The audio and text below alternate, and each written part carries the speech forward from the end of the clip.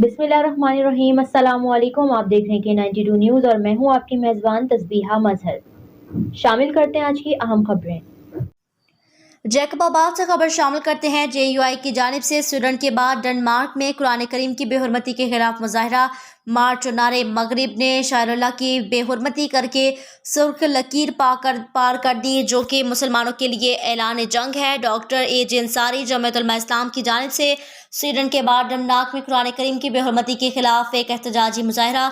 JUI के रहनुमा वाहिद बख्श, inner Abdul Rashid महर, councillor Abdul Haq झकरानी, बाबुल खान खोकर की क़यादत में मस्जिद अली रजिया से जैकबाबाद के शहराबाद से निकाली गई है। मुजाहिरीन ने मुख्तलिफ रास्तों पर मार्च करते हुए स्वीडन और डेनमार्क हुकूमत के खिलाफ सख्त नारेबाजी की।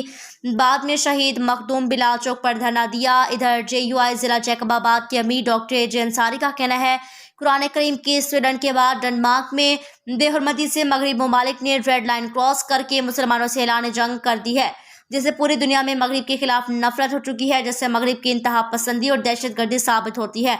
उन्होंने कहा कि तमाम मुस्लिम ममालिक इनका हर सतह पर बाइकाट करके सफीरों को निकाल दे।